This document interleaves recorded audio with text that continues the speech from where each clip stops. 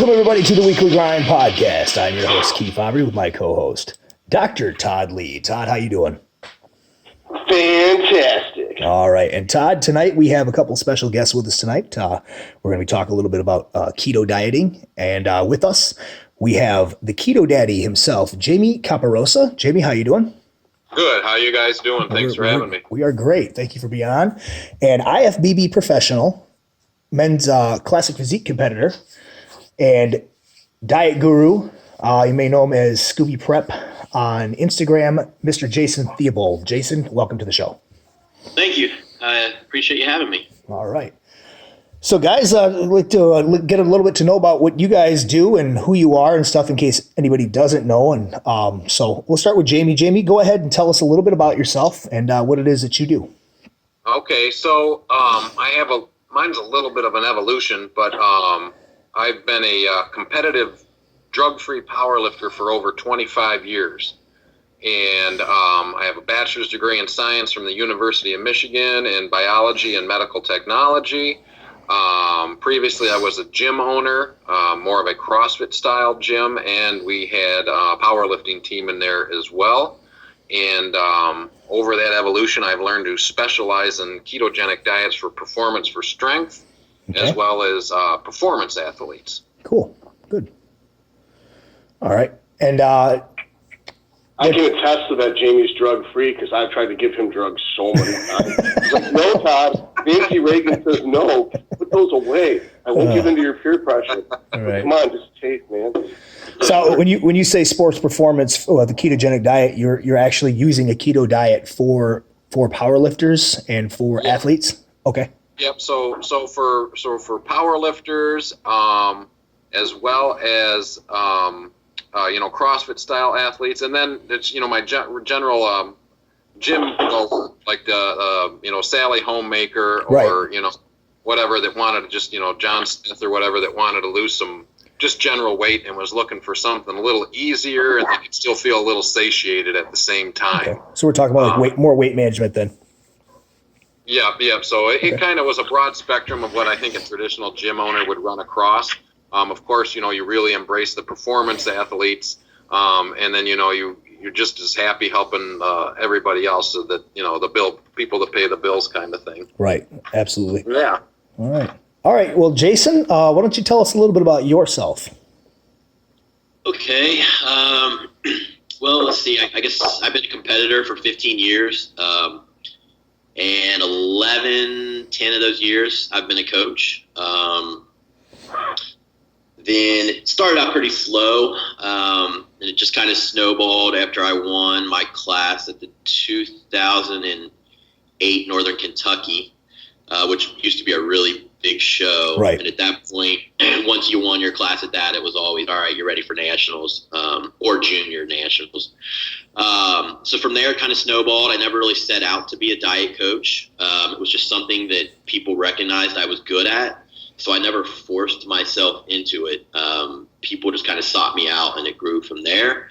While I was doing that, I was always trying to get better. And eventually, after almost, 15 years of competing, I got my pro card, winning the overall Class A. In Class A, I won the overall Masters Nationals in 2016. I got my IFBB pro card. Since then, I've started a supplement company called New Ethics Formulations, and that's kind of blending functional medicine with bodybuilding. And I run Scooby Prep, and you can see me on Instagram, Scooby Prep 1_IFBB Pro. Yep. Okay. Nice. Awesome. All right. Well, Todd, why don't you go? I know you got some questions. Why don't you go ahead and start firing away some of these questions for some of these guys so we can get this thing going. All right, cool. First question is for Jason. What do you feel about, since it's a keto episode, how are your thoughts on keto for off-season mass building? And then part two is, how do you feel it pertains to a contest prep? Okay. But it's obviously really broad, so take it wherever you want to go with it. Sure. So I'm generally not going to use a ketogenic diet off season for mass building. In my opinion, you want the carbohydrates in there. You want a wet cell. A wet cell is an anabolic cell.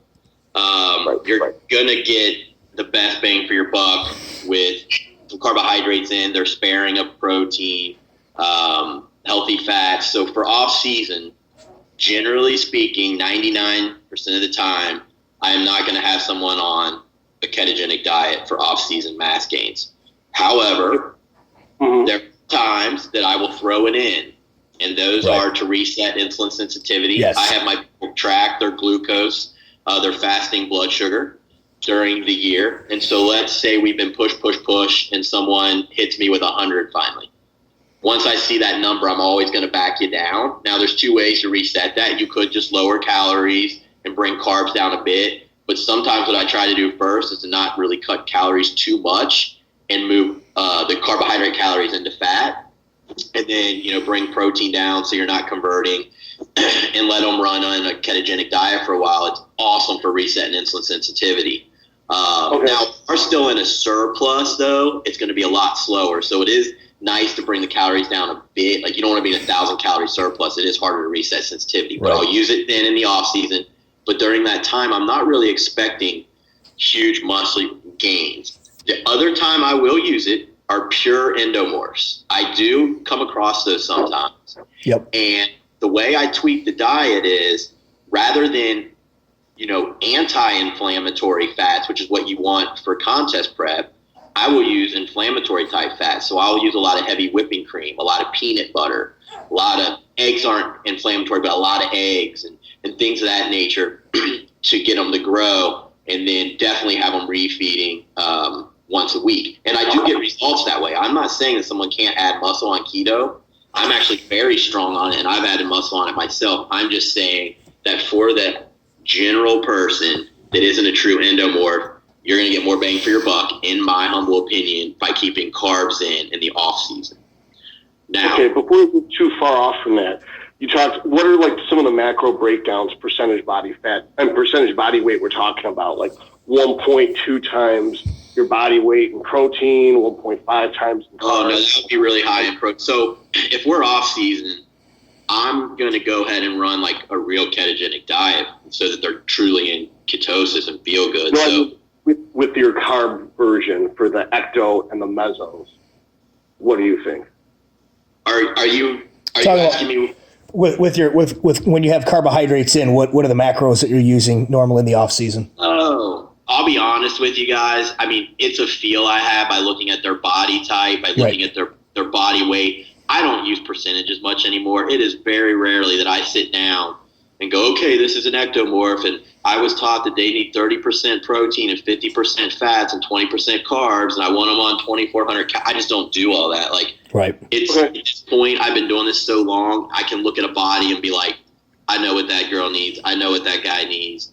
And, sometimes I need a mulligan, but, if like I can give you the generals, like I said, 30, 50, 20 for an ecto to start, 40, 40, 20 for a meso, and then, 50, 20, 30 for an endo. If you're 20% carb, if you're going to go ahead and put carbs in, but I can get endos if you catch them after contest prep. I can get their carbs up really high if we do it right. So all those rules don't mean a whole lot to me.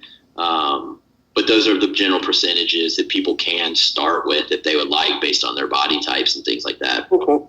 Yeah. And then you were going into explaining your keto percentages, because I assume they're different than the normal 10. So if someone's off season, so we're going to get into probably a long discussion on, I believe that not everyone can burn fat as fast on a true ketogenic setup. A true ketogenic setup is normally like 25% to 30% protein, 70%, fats. Yep. You got your trace carbs, and that's so you're not converting carbohydrate or your protein into glucose. Now, again, myself, I feel awesome on that. I don't burn fat super fast on that. I do much better on a bodybuilding keto, which is going to be like 65% protein, 35% fats. You put me on that and I zoom, and I don't feel that bad. But a lot of people say, oh, no, you're converting your protein. I don't feel that bad. No. But I don't really feel that bad whenever I diet on, and I don't know. I just tell myself I feel good, I guess. I don't know. So that was the off season. You asked me that before I went into contest prep. I would do the 25% protein, 5% carb, 70% fat. Let's know that they're in ketosis. Let's get their fats really high. They're gonna have great energy, and go from there. Now, if I get someone for contest prep who is a true endomorph, and it happens every once in a while, right? And you're going to know when they come to you. I mean, they're not going to look great in the off season. They're going to be, got the love handles. They got the belly going. They're, big boned. I'll go ahead and put them on ketogenic right away, and I will start them at the 25%, 5% carb, 70% fat.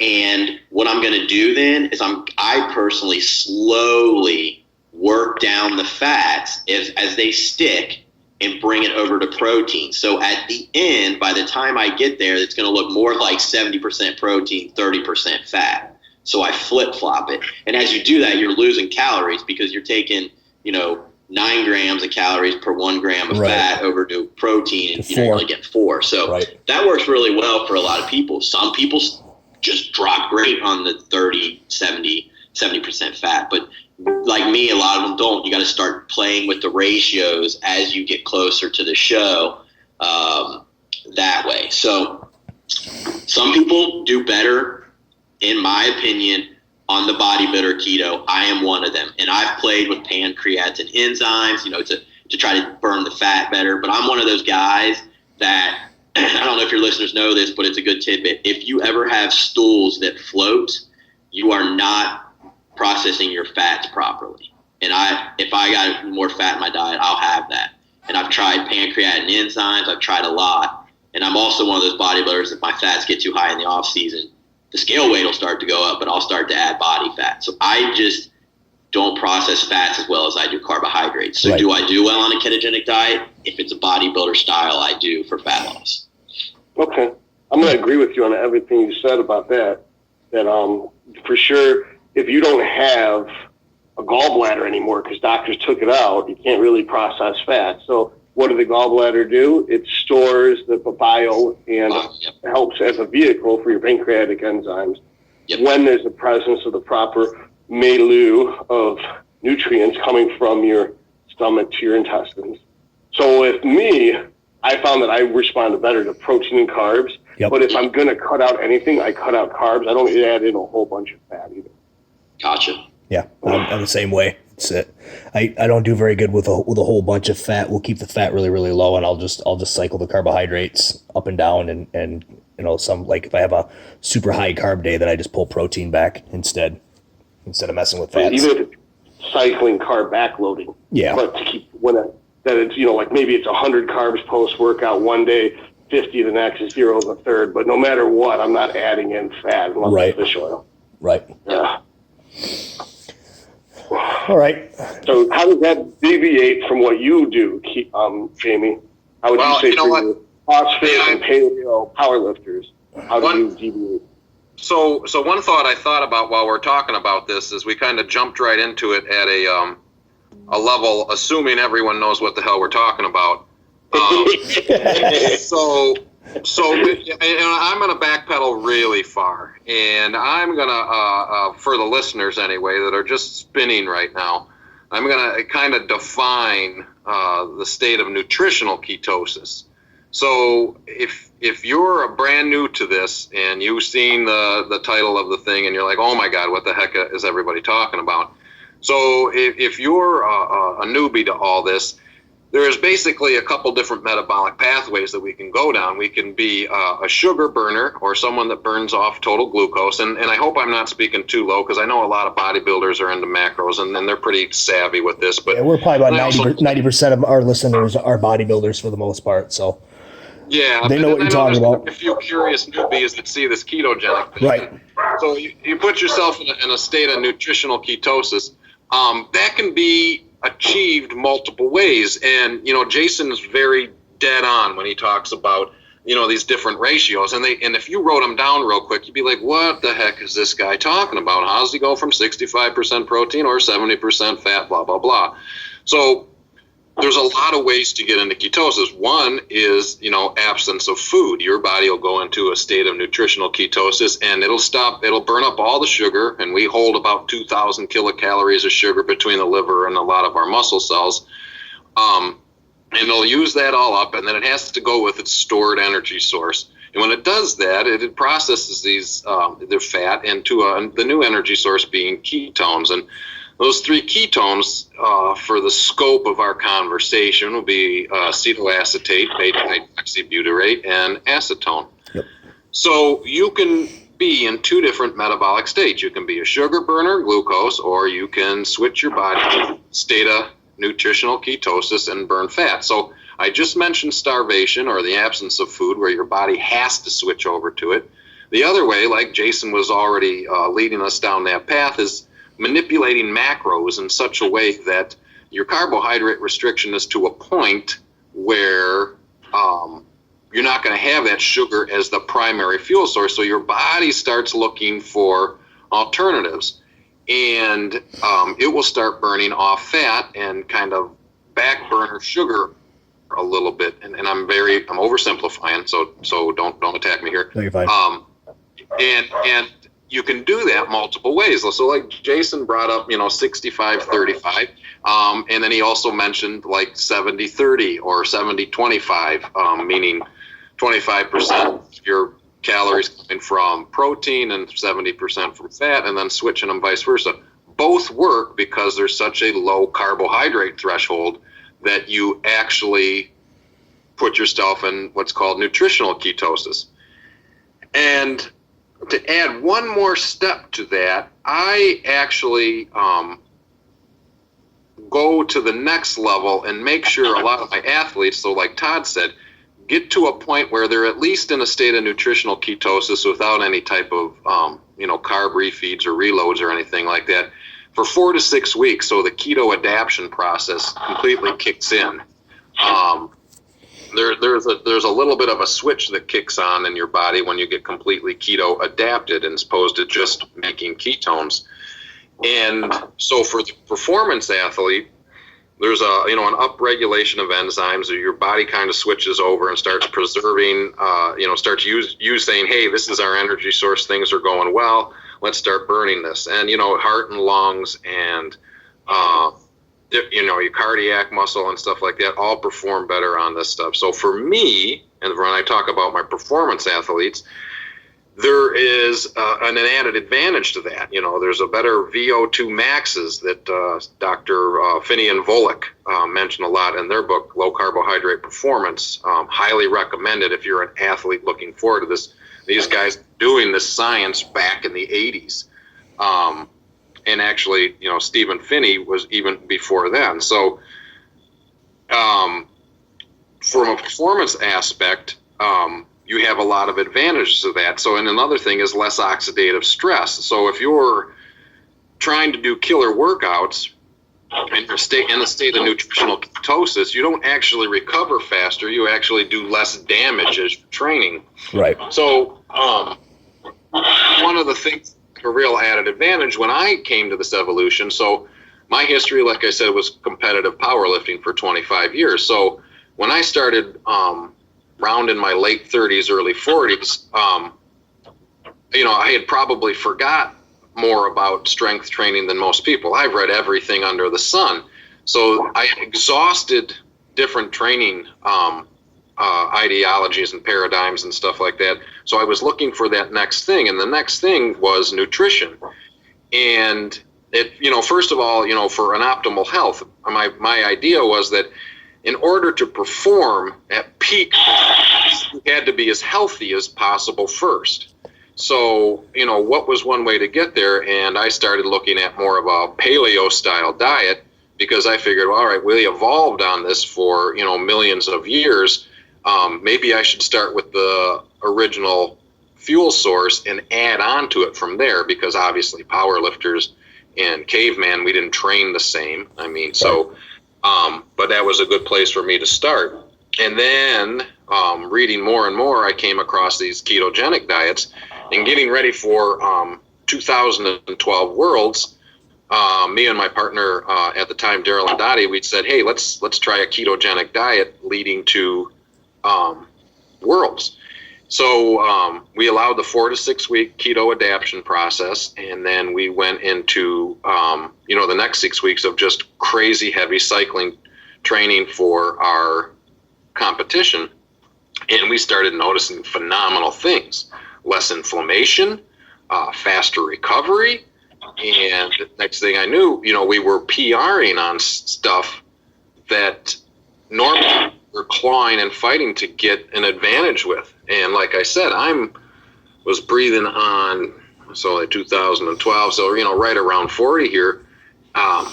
It was not like I learned a new training thing, and I ended up PRing at Worlds and on a world stage, which was, like I said, just a phenomenal light bulb go on kind of thing. So when Todd, you asked that question, what do I change different than Jason? It's kind of reactive too. And a lot of times for my strength athletes, I do keep the protein up as well, especially if they're looking at a weight class that they're trying to make. Right. I'm a big proponent of keeping protein high, just to keep that fed, and not to mention the psychological aspect of it. A lot of us are programmed from this world that we have to eat a lot of protein, but I've been also very successful, like a 5% carbohydrate, 25 to 35% protein, and the rest from fat. Right. With a heavy protein refeed like every 3 or 4 days. And that kind of came from an evolutionary aspect of like, well, if we were hunter-gatherers, every once in a while we took down something big. And that's kind of how that evolved, and we noticed a very big advantage. And one of the differences is that he brought up, Jason brought up that the protein not affecting this ketosis so much is that gluconeogenesis, the process that they use for metabolizing the protein into sugar or whatever, that's self-limiting. That's not like eating a Snickers bar. There's a big difference between a 16-ounce prime rib and a Snickers bar, where one will throw your sugar way over. And a steak is just not going to do that. It's just almost kind of like a myth in the ketogenic community for some people, is eating too much protein, I feel. Was that a long-winded answer, Todd? No, it was perfect. Yeah. Because bottom line is, although someone might be sophisticated with what they do, they may not understand the biochemistry behind the purpose of the ketogenic diet. Like people talk a lot of shit. You say point your pancreas, they'll be like, fuck you. So it's nice to actually have some perspective put on this stuff. Right. It's not just a bunch of numbers being tossed around as theoretical. It actually has practical to it. Right. Mm-hmm. What about you, Keith? How do you feel about all this? Well, Jason, you mentioned going onto a keto diet to reset insulin sensitivity, and that's something that I usually do with most of my clients, and then with myself as well. If I'm getting ready for a show, the first usually 2 to 3 weeks is going straight bodybuilding keto. Yeah. Number one, it gets me down quick. It gets rid of all what I call the burger weight, the fluff weight. I lose a bunch of water right off the beginning from not having all the carbohydrates in my system. There's nothing to hold up the water. So I lose a lot of that extra water weight that comes out.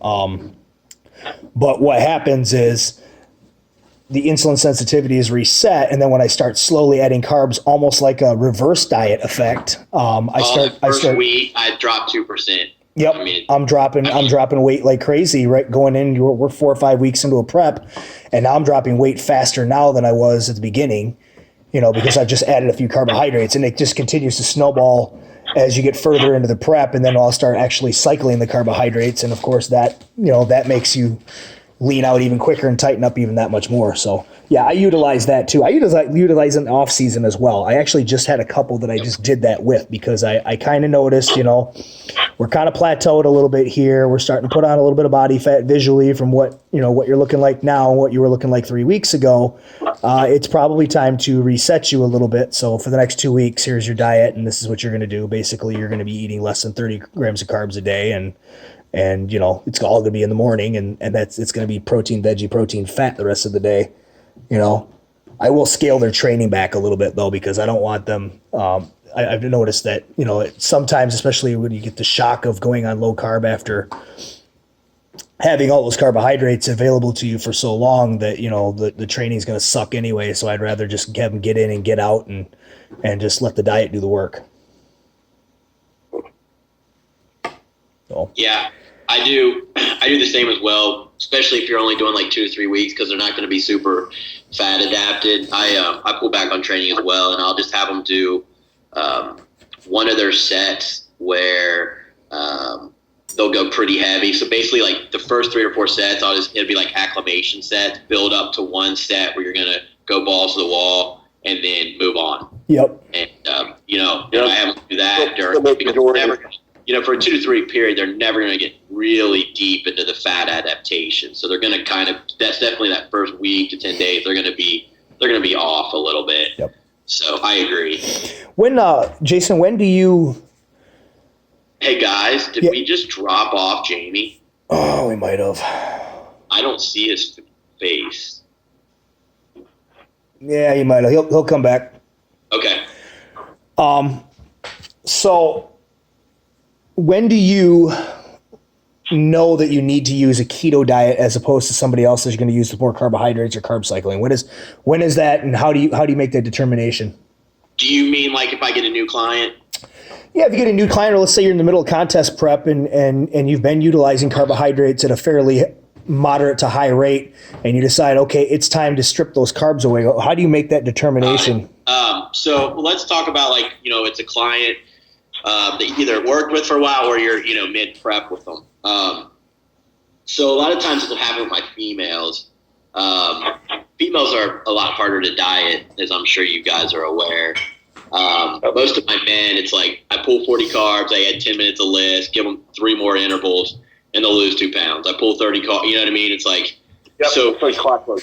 Yeah, and then you got the women. And so a lot of times with women, I almost always have to throw them into ketosis of some shape or form. Right. And honestly, what I try to do is exhaust every bit of pool of carbs that I can, and I'll play with HIIT. I'll have them doing fasted HIIT, maybe post-workout HIIT. I'll play with the cardio. I try to play with every variable I can generally before I put them into ketosis, because I just like carbs around training for the aesthetics. We're not only a performance thing here. This is aesthetics. We don't want people to get too sucked out. So if I can keep carbs in, I like to do it. So honestly, I try to exhaust every move that I feel like I can if it's someone who was doing well with carbs. They started doing okay, and I pulled. And let's say the last 2 pulls, I'm getting nothing, and we're already down under 100 carbs on low days. I'm going to go ahead and throw them into ketosis for a bit. Right. And usually at that point, guys, if I'm like, say we're like 9 weeks out, 8 weeks, I'm not going to mess with the high fat type. Yeah. I'm going to go right more to a bodybuilding style keto on that. Right. Because there's so many people that might not do so well with that 70% fat. At that point, yeah.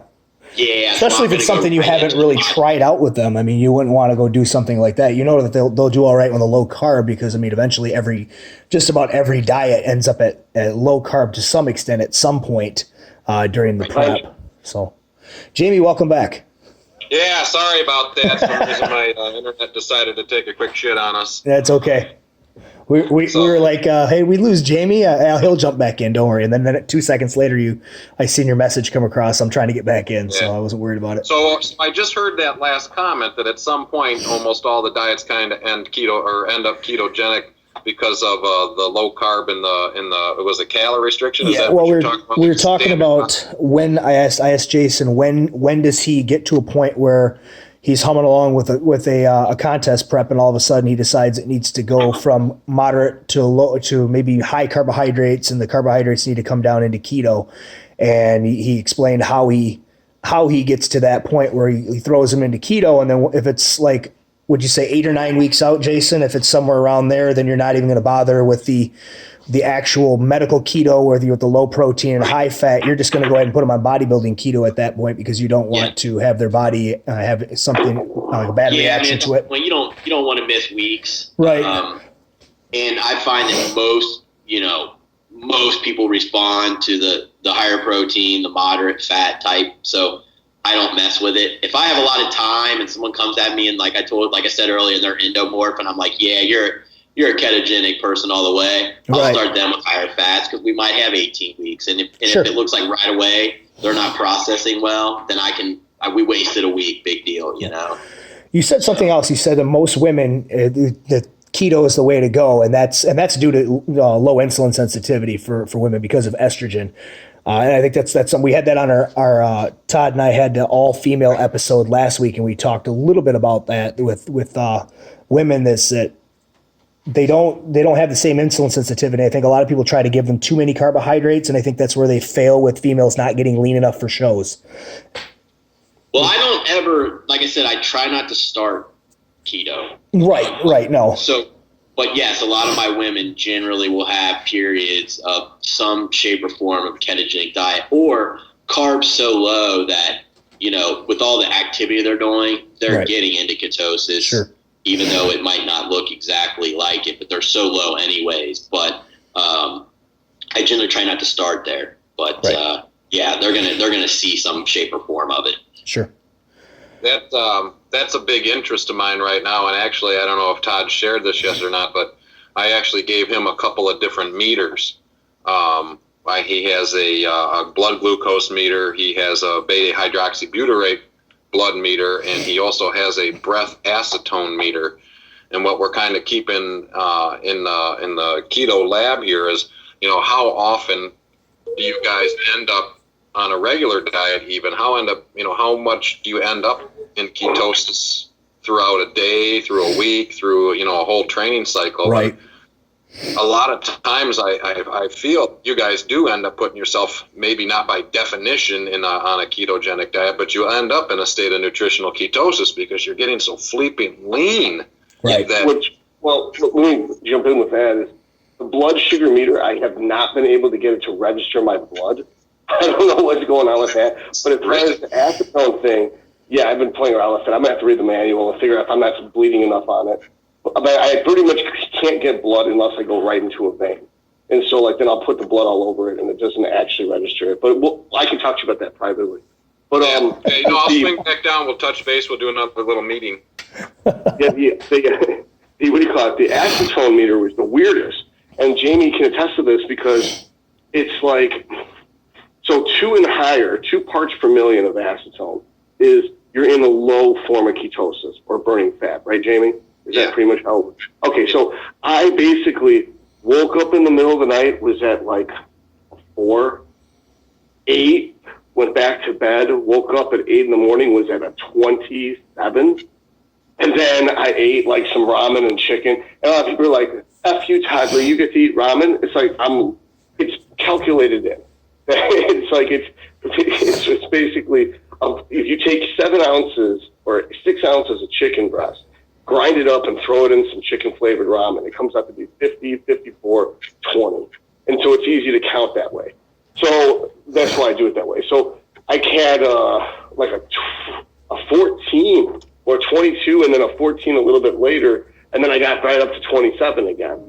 And then it was like that the whole day. I did not go out of ketosis despite that I had like 200-300 carbs that day. Wow. And maybe 200. And I tested with my girlfriend's 8-year-old. She blew in it and she got like a 3.1 or something like that. So it wasn't like it's broken. It was just for some reason I'm burning fat like all day long. Right. It was really weird. Well, and I found that to be true too. So the last 4 weeks ago, I was in Spain at Low Carb Universe in Mallorca. And one of the guys that was speaking there was just a general hardcore paleo guy, Daryl Edwards. He's a kind of like the Primal Play guy. And he eats a pretty hardcore paleo diet, which basically consists of lean meats and a lot of leafy green vegetables. And then on top of it, he's really active. I mean, he was doing Primal Play classes with everybody, 3-4 times a day. And, in my opinion, most people that are active or let themselves actually get out of breath now and again, is going to bump themselves down into that threshold where they're in some state of ketosis. Right. Maybe not traditionally a ketogenic diet, but this guy, and you even said this, Todd, there's some meat on the plate, the rest of it's green vegetables. That's an old Sylvester Stallone thing. It's either had a face or it's green, So, which definitely puts him right in fat burning mode. And he was blowing like a 12 parts per million.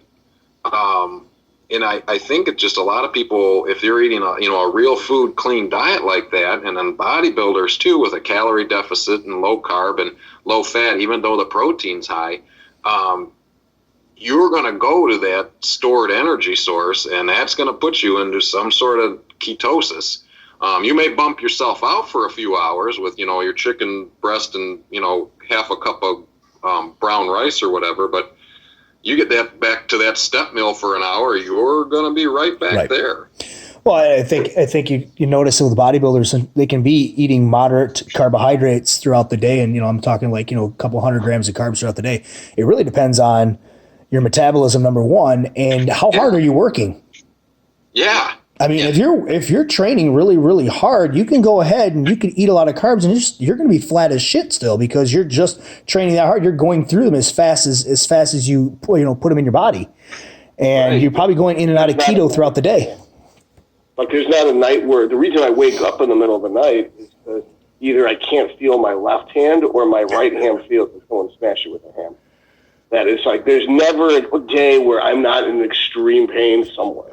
Enough to wake me up from sleep. Right. So I would, you're breaking it down that hard that I don't know what exactly in the melee of toxic waste I take is driving every nutrient towards repair and grow, to where my body's still going to be pulling from fat despite having a high carb diet for, based on the general population. Right. But it's got to be that's the case, is that I'm not kicking out of ketosis. I'm going from low ketosis to really, really high ketosis. Right. Even in the span of a couple hours, 4 or 5 hours. It's just weird. So I can't wait to now get that blood sugar running so we can see like what my blood sugar is really at these different time points, and see how well these curves match up to each other. Well, speaking of blood sugar, Jason, I know you said you have your clients track their blood sugar in the off season. We had Justin Harris on here before. I've talked about this. I got it from Justin, and that is using a glucometer to actually use for carb loading during a contest prep when you get down to the last week for your carb load. You say you take it a little step further. You have them tracking it all year. Yeah, I want a fasted blood glucose, about every 2 to 3 weeks. Especially for my bodybuilders who are, using some supplements that might, drive that up. But I even get it, for my figure girls and things like that. Just check it every 2 to 3 weeks to see if you're losing sensitivity. I mean, you can see if you're gaining fat and stuff, but I mean, sometimes the pictures people send you, I mean, it's sometimes hard to really pick up on it. And, so I like to just see if it's trending the wrong direction for us. And it's just another tool and another piece of biofeedback that really is helpful. And it's helpful to keep them healthy as well. I mean, people do creep up to 100. And I mean, that's considered pre-diabetes. And, you got to live in that range for many years to kick over. But, you don't want anyone being that under your care when you can reset. So I had people do it about every 2 weeks. And then some of them obviously get obsessed with it. And they do it, 3 or 4 times a week. And I see it on their chart, and they're checking, 2 hours postprandial, and that's all fine. And sometimes I'll ask for those numbers too. But generally it's just the morning fasted. Let's see where you're at every 2 to 3 weeks. Just so you know that if that blood sugar, that resting blood sugar level is getting up over 100 to the point where they are pre-diabetes, that they're not processing carbohydrates anymore. So their insulin sensitivity is shit at that point. And now you need to reset them. Yeah. Right. Yep. So you're certainly not going to move up. You want to get in, when it starts to do that, what else is happening? The body's becoming inflamed. And when the body's inflamed, you're not going to digest as well. And if you're not digesting well, now you're not going to grow as well. So then it's all just a big cascade of shit. Yep. So, honestly, I think anyone who's been at this game for a while and who pushes food, even in moderate amounts above what their body really needs should be tracking their fasted blood glucose. Sure. All right, we're going to take a commercial break here real quick, and when we come back, Jason, I want to talk more about using the glucometer during contest prep. If you had somebody who's been on either keto or very, very low carb for a while, and talk about how the method of how you use that. I know what it is. I know, I've heard Justin the way he does it, and I know yours is probably pretty close to that too. But I don't know if we've really gone over that enough. So I want to go over that. And then Jamie, I want to go over if you have a power lifter, what their diet should look like right around, if you're usually utilizing a keto diet, what it should look like right around competition time. I think that would be interesting. So let's take a commercial here real quick, guys, and we'll come back in a minute. Have you ever wished there was a site devoted to providing true information about bodybuilding? One that shows you what the top bodybuilders are really doing? It's all here at musclementor.net. Nutrition, training, supplements, super supplements, contest prep, final week prep, and everything in between. There's training logs, diet logs, scientific articles, and hours of video footage covering every detail involved with building muscle and losing body fat. Brought to you by prep gurus Justin Harris and Brad Hall, all for only $9.99 a month. That's right, musclementor.net. Let's get free.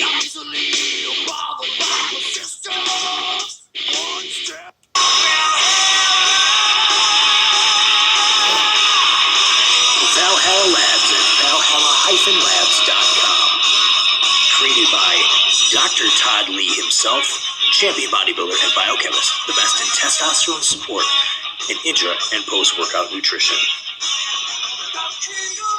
And we are back, and we have with us Jamie Caporosso, the Keto Daddy himself, and IFBB Pro Jason Theobald on our show tonight, talking about ketogenic diets. And guys, before we left, we talked a little bit about how you would set things up with a strength athlete or a power lifter. And then Jason, we talked about the ketogenic diet for contest prep and such. Let's go over, and I want to touch on this. We mentioned a little bit about the glucometer. Let's start with you, Jason. Let's go ahead and let's talk about how it is, say, coming out of a keto or a very low carb diet, and during prep, you go into and using a glucometer as a carb loading tool. Mm-hmm. So what I do is I start using the glucometer while someone is doing their refeeds during prep, so that they are comfortable with it. Okay. So I'm not throwing something at them towards the end. And this works if someone's not in keto. This is generally how I do it to load. Right. So I'll start having someone so that morning when they're loading, I'll have them get up, take their fasted blood sugar. And, they've come off, if they're on keto or even they're dieting hard, these numbers should be, great numbers. I mean, in the 70s, just really solid blood sugar numbers. And if they're in keto, they might even be lower. You might see a fasting, in the 60s. Sure. Maybe even lower, but, they're going to feel some of the hypo if they are. But so we take that number, and that's our baseline. So, and then I start having them eat. I have my guys, when they're loading, generally eat every 2 hours. We're going to take that number before they eat, and then we're going to take it each time before they we're going to take it before they eat to know what their blood sugar is, and then after they eat, we're going to monitor it again, say, I don't know, 10 to 15 minutes before they're going to eat again. Right. And I want to see this, and like I said, we're doing this every 2 hours, and I want to see this coming back closely to their baselines. 2 hours post-prandial, if you're healthy, you should be processing your food, and you should be returning to your baseline blood sugars. Right. So as long as they're staying, though, honestly, under 100, I'm good, and I'm not going to do much of anything. It's when they finally tell me that they're hitting 120s, and that, 5 to 10 minutes before they're ready to eat, or i.e. 2 hours post their last meal. Right. That's when I start saying, okay, let's wait half an hour. I have them wait a half an hour, take it again. If they're still up to 120s and higher, generally I say protein fat meal. Sure. Because basically they're about to spill at that point. That's where they start the spilling process. Basically what's going on is their body hasn't found a home for the carbs. Yep. They're circulating in blood. That's what's happening. Yep. So does that mean you're about to spill? Maybe not. It might just mean that you're getting close to being full, and there is some place for that to go. But I like to take another 30 minutes, see if it comes down. If it doesn't, protein fat meal, and then let's see where you're at in 2 hours. If they throw out another, 115, 120, you're pretty much tapped off. And a lot of times at the end of the night, I'll have them have a big steak and maybe 4 tablespoons of almond butter to hold the load. I like to get fats in at the end of the night to hold the carbs and go from there. And then check it again first thing in the morning. Obviously, check it again first thing in the morning at that point to see if it's come down. I do check first thing in the morning, yes, for sure. Okay. I know for nationals, I ended up taking in about 900 carbs. I didn't even start looking full till I was about 650 in, and even then I was still flat in a lot of areas. And so I finally threw like a 110, 115, and I was like just kind of done eating, and I looked good, and I was like, you know what, I could probably get more in, but I don't really need it. So that's when I just said, you know what, I look good, like I'm full. And that's when I went ahead and had my steak and my almond butter. When I woke up in the morning, I was still running high. Like mine started that day at like 75, and that next morning I was still at like 98. Sure. And I really wasn't that hungry. So I just went protein fat until it was ready for pump up. And then for pump up, I like to get some fast sugars in with some coconut water to get high potassium. Sodium, I like to play with the sodium or the potassium sodium pump and all that pre. So I literally, because of my readings, stayed protein fat all morning and then just hit my sugars before stage, and I was on. I mean, I was definitely on. So the glucometer just kind of it's one more piece of biofeedback to see what's going on in your body, that it just kind of eases your mind, because I mean I weighed in at like 170. You wouldn't think a guy like that would need 950 carbs. So if I was flying blind, I might have stopped. Yeah. But I knew that I was finding a home for them. So I'm like, fuck it. I'm going to keep going until this thing finally go up. Right. So I think it's an invaluable tool, to be honest with you. Now, do I do this always with I don't do this with bikini girls. No. I don't do this with all my figure girls.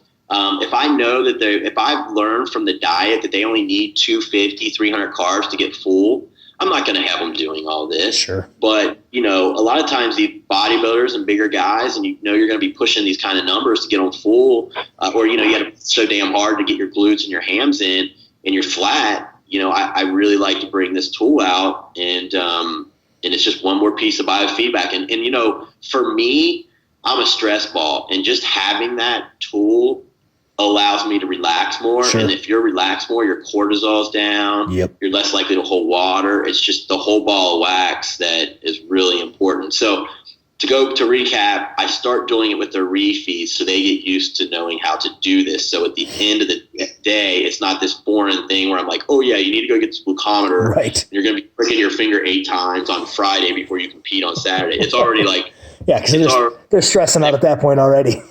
Yeah, they know what they're doing. Right. So it's not an issue. So that's how I use it. And I think it's been extremely beneficial for me as a competitor and as a coach. Yeah. Good stuff, man. Good stuff. All right, Jamie. Let's say we've got somebody who's a power lifter and you're running their nutrition. Let's say they're a couple weeks out. They've been doing the diet and stuff. Is there any changes that you make? And I know if they had to fit into a weight class or something, there might be some. But is there any changes you make like a couple weeks leading up to a competition for a power lifter with your keto diet? Well, there's a couple of different things that I do different with them. And it depends what their goal is. Do they got to drop weight? To make their weight class? Right. Or they're good, or they're just going to go in fat and happy wherever they want to, as far as where the scale's at. It depends on the athlete again. So sure.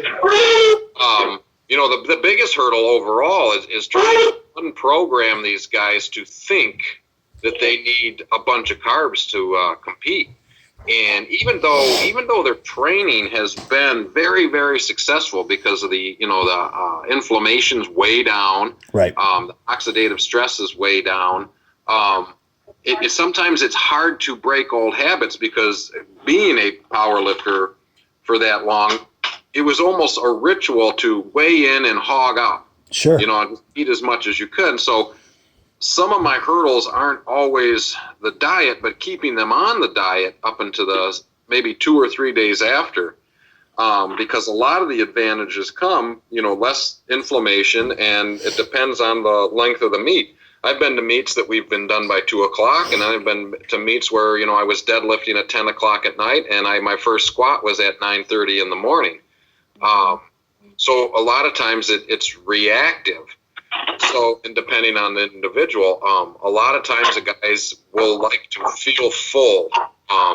So I'll keep I'll keep a lot of protein high in them, and then, let them run wild with their fats and not really pay attention to the macros, but, please stay low carb and just, if you need to feel full before squatting, go ahead.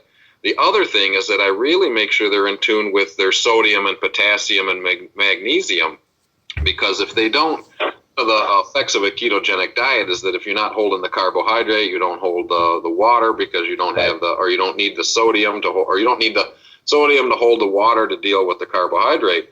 So they'll feel my term for feeling flat, like they have no blood pressure to push against for a squat day. So it's more what I pay more attention to, I think, out of anything, is to make sure that they got those electrolytes up. Right. Secondly, all right, you want to hog up because you're pre-programmed to hog up. Let's run over to Outback and you get a 16-ounce steak, and then we'll make sure your fats are high too, but don't go for your traditional carbohydrate. You don't need them. You've already proven this last 12 weeks that you don't need them. Another thing that I try to recoach them out of is after the fact is then blowing the doors off. I was like, listen, there's a lot of advantages to staying ketogenic for the next couple of days, because if you just demanded the best of the best from a performance aspect of your body, and I'm always like, listen, if you were working for this guy and he just made you work as hard as you possibly could and then lambasted your body with chemotherapy, you would quit. Right. Why would you do that? I said, you have all this advantage for performance and recovery being in a state of nutritional ketosis. I go, wait a day, wait 2 days. Let your body recover from this hell on earth, and then blow the doors off if you have to, or you feel you have to. Sometimes I call that, and definitely when I see people do it in the bodybuilding world, kicking over their own sandcastle. Right. I think you just worked your ass off to look like that, and then you're you're throwing back PBRs and eating cake right there in the fly. I said, right, that's a stressful thing to your body. I mean, maybe you ought to, some maybe fresh fruits and vegetables for a couple of days, dude. Yeah. Well, then they're 40 pounds heavier a week later, and their blood pressure's going through the roof because their body's not used to what they just did to it. And then it's like, I deserve it. And I said, you deserve what? To punish your body? You just, Jägermeister and cake right after you just got off stage. I don't understand that. Your body just worked as hard as it could for, what do you guys usually do, like a 12-week 12 to 20 contest diet. And that just, that's grueling, not to mention the training. So, and then back to that, some of the other guys that are trying to make weight, we'll do like a standard water manipulation thing like you guys, or, like a traditional thing, like load up on water for a few days in sodium and then cut it and let them cut water weight, and then weigh back in. But they're already in a state of ketosis, so, they don't go into any type of starvation or whatever, sure. and they usually perform really, really well. But like I said, at this point, it's pretty reactive. I don't really have a cookie cutter answer for you on that one. No, I was just wondering if there was something differently that you usually would have to do, let's say for somebody, if you changed anything at the end, or if you just kept them basically doing what they were doing right up into the end. Yeah, as far as I would like to see that, but a lot of time, like I said, it's a lot of coaching at that point. I'm saying, please don't go back and hit the carbs. Please don't hit the carbs. You don't need ice cream. Right. You've proven this for 12 weeks. You're PRing on everything. You feel better. You're sleeping better. Nothing hurts, which is huge. Like, I don't know, Todd, if you know Tim Hensley, but he's a world-class bench presser. 165 or maybe 198 weight class, 181 weight class. And he just recently went keto, and he just hit his 30-day mark. So, just breathing on that keto adaptation phase, and he already feels great. The inflammation in his joints is down. His recovery, like I said, or doing less damage, is already going through the roof. Daryl and Dottie, she squatted over 500 pounds in a state of nutritional ketosis and just felt great. Benched over 400. So guys versus girls, this kind of transcends both, and I've noticed great things with my athletes on that. Yep. Todd, you got any other questions? No, we covered a lot. I might have to spin in from all this. Jason, let's say you come out of a contest prep. Let's say you just did keto, and then we went through your carb load, and you had to, they loaded carbs however was necessary. And Jamie kind of touched on that with, why are you, beating the shit out of yourself after basically you just, performed the way you did.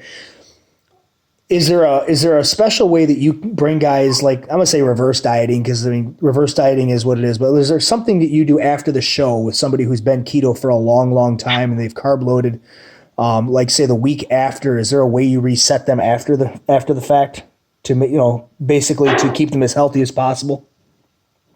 It's going to depend on how they come out of the show. So, like for myself, I can be in keto, low 700 carbs. I don't spill. I'll look fine. I'll look good. I can take a cheat meal, flush some water, and I may gain like 3 pounds. So for me, I can go ahead and put the carbs right back in. I can go to 250. I literally won't have any cankle because I'm not going to eat shit. I'll just put good food back in. I think that's the key right there, is that you're not going to eat shit. You're making sure that you're eating good, clean carbs. Some people, let's say they did keto or a very low carb diet, and then you carb loaded on whatever they needed. It could be anywhere from 250 to 800, depending on who it was. Sure. You got to look at how's their body responding. Like, did they go out that night and eat a bunch of pizza and 10 donuts, and did they wake up with cankles? Well, if they woke up with cankles, I'm going to get the water high, and I'm going to keep their carbs really low. If not, maybe put them back on 2 to 3 days of ketosis. Sure. To get all that off of them. And then, since they had that kind of reaction, those are the kind of people I'm going to be like, all right, we'll put carbs back in pre-workout.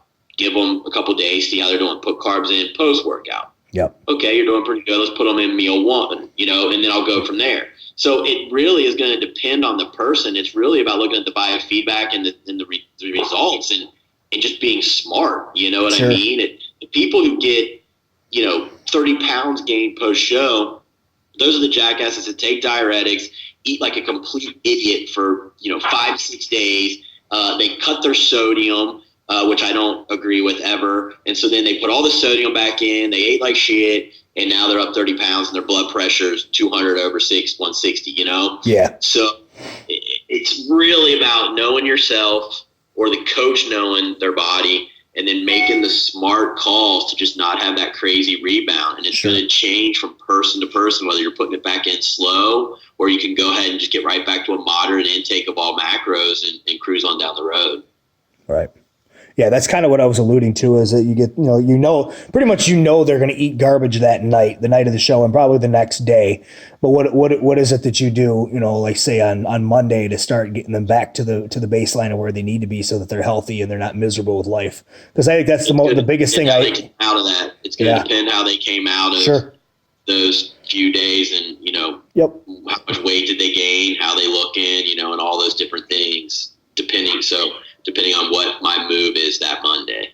Right. But I'll be honest with you, I've been doing this so long, and I don't think people really should eat a ton of shit. I mean, I go and have a steak, I might have a beer, get a few French fries in, and I normally just want a big fucking salad and a bunch of Gatorade and the steak, and I'm good. I don't Right. believe in pigging out for a full day and night. I just don't. Like, I'm pissed when my clients do it and they're up 15 pounds and they check in on Monday. So I don't believe that's the way to do it.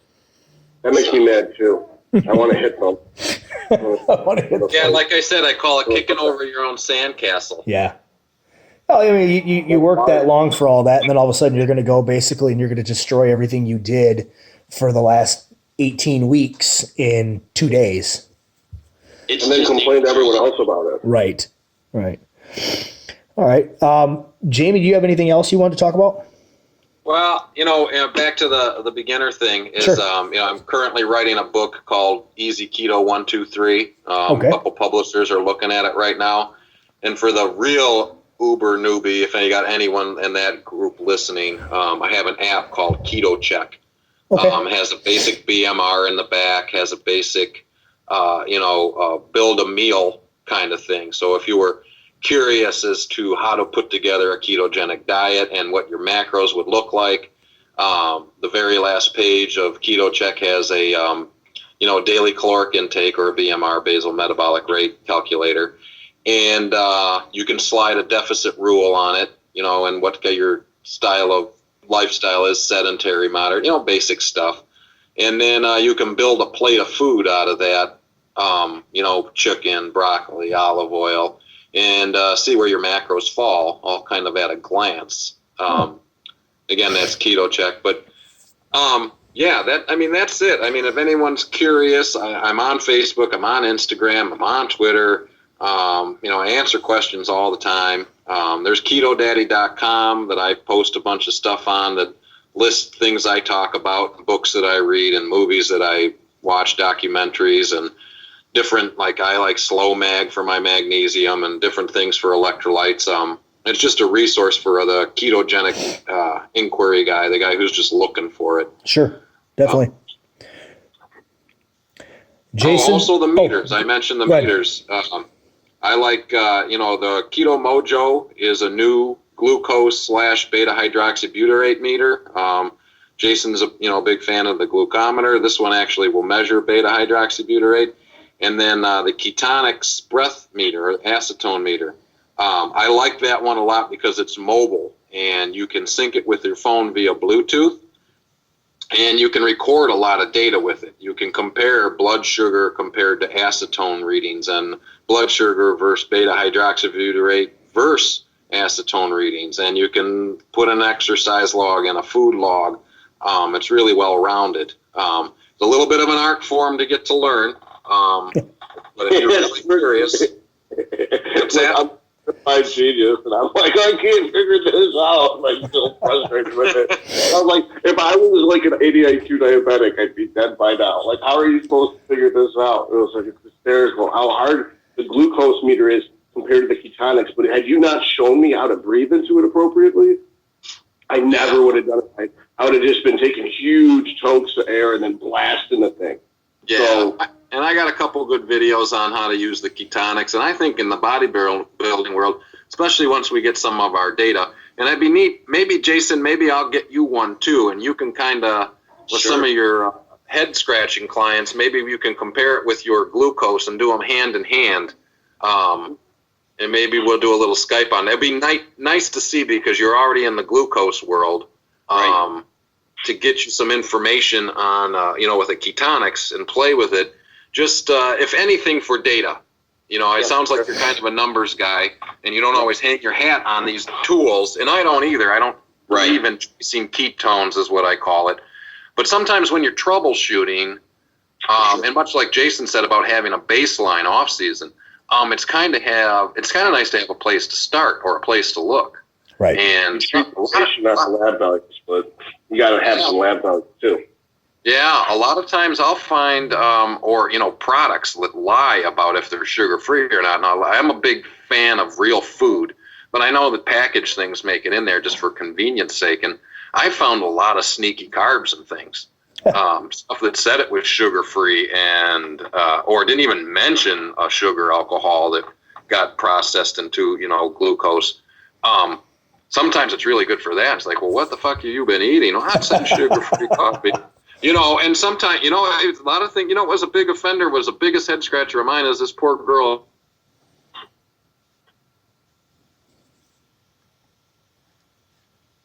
Hello? Did you lose I'll it tell for a the second? story. I know this story.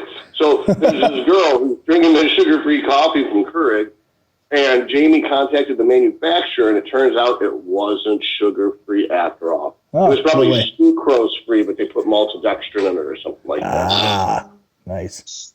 Oh, there he is. He's back. You back, Jamie? I hear him trying to get in. He's knocking at the door, but it's not letting him in.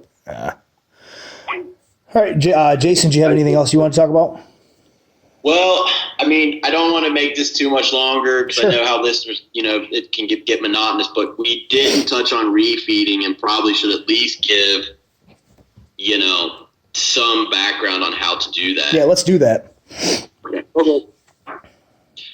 So I think Jamie's going to have a little bit of a different take on this because he's wanting, first and foremost, performance, whereas my focus is, first and foremost, your aesthetics and your performance, but I have to make sure you get on stage looking your best. So Sure. I'm usually going to set someone up on keto. I'm going to go 14 days, and that's as long as I'm going to go at first to get them fat adapted, and then I'm going to have someone refeed every 7 days thereafter. Okay. Now, I am not a big fan of a cheat meal. If this is for just someone wanting to do a photo shoot or look better in their wedding dress, then by all means, I go ahead and just use a cheat meal. And I tell them, it's preferable that they get, at least 200 carbs in the meal. Let's keep the fats a little lower. Yes, you can do some froyo after, non-fatty toppings. Sushi would be a great choice. Just stay away from the fried. But if I'm working with a bodybuilder, I want to know how many carbs they're getting so I can adjust it. And then so I get a chance to see how they're doing for going into a potential load for the show. In other words, let's say a guy like me who can hit 700 carbs on his refeed, and I always look better the day after. Therefore, I load up on a Friday for a Saturday show. Some clients are going to look better 2 days after, 3 days after. Right. So I like to learn that, and I have them track that. It's very important. Yes. Especially if you're on ketosis. Some people do not react well for those carbs coming in right away. They do swell a little bit, and they need a day or two to get their best look. I just don't have any of those issues. I'm not salt sensitive. I'm not carb sensitive.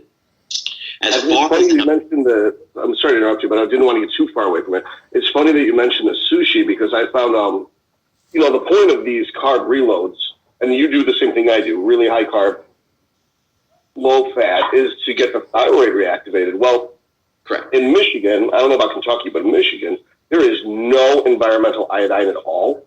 So the seaweed that they wrap the sushi in is pretty much the only iodine anyone's going to get unless they're taking the iodine supplement. So I found that tuna rolls, which are just straight protein, straight carbs, sodium from the soy sauce, and the seaweed, which has the iodine, is almost like the perfect unit you can get at any Kroger grocery store. For $8, you get about 150 carbs, about 25 grams of protein. So any guy or girl can have either 3 or 4 tuna rolls, spike their thyroid, they feel full, they feel like they cheated, but it was clean as can be. Yeah. I'm sorry to interrupt, but No, that's a great tip, especially with you talking about the seaweed and getting the extra iodine. Because, we do want to spike the leptin and the thyroid. Yep. That's the whole point.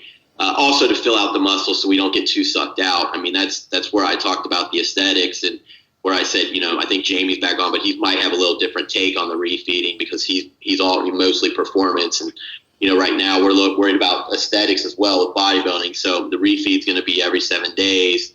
And, I start off carbs based on body weight and how fat someone is. I mean, if I have someone who's starting lean, they're going to get more carbs right off the bat because they have less body fat to pull from. If I have someone who's chubbier, their refeed might only be 200 carbs. Sure. That might be where we start. And as they get leaner and leaner and more efficient and more insulin sensitive, further away from their off season, basically, that's when their refeeds can start to go up. Right. But I have refeeds anywhere from 200 usually to about 1,100. It just depends on, some of my heavyweight guys. And these are, and we're talking about keto tonight, but I if I'm refeeding anyone, they might get to those numbers, even if they have carbs in their diet on a daily basis. But, sure. And then I normally spread it over 8 meals, especially the people who are having over 400, 500. I don't like to have too much in one meal and bombard the body. And I am going to use glucose disposal agents. Yep. My company, New Ethics, has one called GDA Max. It's very complete. I'm going to use that with the meals to make sure that they shuttle where I want. And another thing that I'm going to do is the first 4 meals, usually I use high glycemic carbs. I might let them do bagels, some pancakes and syrup, things like that, to really soak it up and jam in the carbs quick. And then as the day progresses, I'm going to switch them to rice, oats, things that are a little more cleaner and low glycemic, right, as their insulin sensitivity falls. Sure. One thing I do is if they're willing to use it or they're, not a natty, I will have them use some metformin towards the end of the day so that they get back into ketosis quicker. And I might have them do 500 mgs of it in the morning as well as they go back to their keto, but I'll have them hit a metformin tab that morning to go ahead and get them pushed into ketosis quicker after that large refeed. Gotcha. So that's me and refeeding in a nutshell. Okay. Yeah, sorry I got bumped off again. No, you're this, good. TNT, Todd finished your story for you. Oh, yeah. Okay, good. About what do you call it, the Keurig girl. Yeah, Keurig. exactly. That's exactly what it was. So I'm glad I told you that story ahead of time. Yeah, no. So I'm like surrogate Jamie. So you said that you use about 500 milligrams of metformin. Everybody's asking me, Todd, do a video on metformin, man. And I'm just like, you can use other things for glucose sensitivity. How much do you think, how many milligrams of cinnamon, like 1,000 milligrams compares to what metformin? 50, 100? If you don't know, it's cool, but do you have a ballpark estimate of the comparability between cinnamon and metformin? Jason? Are you asking me? No, I don't. I can tell you this. It would take a truckload of cinnamon, in my opinion, to equal what metformin can do. Okay, so metformin, you think it's stronger than the over-the-counter stuff? 100%. Okay. And do you notice the diarrhea that some people report with the metformin? Yes, use the slow release, and that cuts that out in 60% of people. But that's why I would say never just first use metformin the day before a show or during your loading. If you're going to do it, you're going to practice it with your refeeds, because your refeeds are going to become what your peak protocol is. Gotcha. Right. But yes, it can get people upset stomach. Over-the-counter GDAs are pretty damn good, but I will tell you that metformin does seem to keep you a little drier. But if you use too much of it, you will have a hard time getting full. So that's why usually I only just throw it in at the end, and then maybe that next morning to get them back into ketosis quicker. Gotcha. Okay. All right. So 60% of the population are positive responders. The other 40% might have to stick with the over-the-counter product. Correct. Okay, cool. Yep. And I mean, hey, if you've got berberine and Vanadol and, chromium polynicotinate, those are all in my product, the GDA Max, but a lot of them have it. If you've got those rocking, I mean, you've got a pretty damn good glucose disposal agent. Sure. And I mean, I've had, my people test my product with and without, and I mean, they work. But metformin does work better. It's just, it's a prescription, All right, because I use the same stuff in my intra-workout. That's why I'm pleased to hear that you use the same ingredients, because you definitely know your stuff. So yes. All right, guys. Well, Jason, did you want to talk a little bit more about your company? I told you you can go ahead and plug it as much as you want. I'll just throw it out there real quickly. So my supplement line is nevethics.com. It's New Ethics Formulations. And I do have one partner on it, Vince Pitstick. And basically what our goal is, the further I've got into this, down the years, I realized that dieting is tough on the body. Stress, cortisol goes crazy. I see a lot of low progesterone in women. Cortisol's high, their estrogen goes low, their testosterone goes low. I see a ton of wind up. And, these are all things that as a coach, you're trying to keep someone as healthy as possible, but get them results. And so a lot of my products under New Ethics were born with that in mind. We're coming out with a product called Cordy's, and we've already got a product called Estracort. And so in the Estracort, I've got cofactors that basically help keep estrogen in a nice, healthy range. But I also put ashwagandha in it, holy basil, rhodiola, trying to keep that cortisol, estrogen wind up from happening. So I basically have formulated products that will try to help keep people just a little bit more healthy as they progress in the sport. It's a functional medicine mixed with bodybuilding. So it's nevethics.com. So check it out if you like. Okay. Sounds awesome. All right. Sounds like how I think. Yeah. Yep. Yeah. Todd's line is a lot along the same lines of trying to keep people healthy and Yes. not only for just, for bodybuilding, but for healthy living as well. So Awesome. anything like that I can get behind. So that, there's enough supplements that are just creatine and pump products. And right. Yeah. And basically putting methamphetamine and crack in their pre-workout. Yeah. Yes. Which I don't even believe in. I use green tea, and it's my only cup of the day is pre-workout. Sure. But that's another topic. Sure. All right. Well, guys, I'd like to thank you both for coming on. For sure. This was, I feel like this is a good show, and I think we got a lot of good information out of it. So, the people that listen to it, I think definitely going to enjoy it. So anytime you guys want to come on again and talk about something, please get a hold of me and let me know. I'd love to have both of you on again at some point, either together or in separate times. It doesn't make a difference. So if you got time and you got something you want to talk about, please get a hold of me and we'll arrange something for sure. Okay. So for Todd Lee and for Jamie Caporosso and for Jason Theobald, I am Keith Fabbri saying this has been the Weekly Grind Podcast brought to you by Valhalla Labs at valhalla-labs.com. And we will see you guys later. Keep grinding.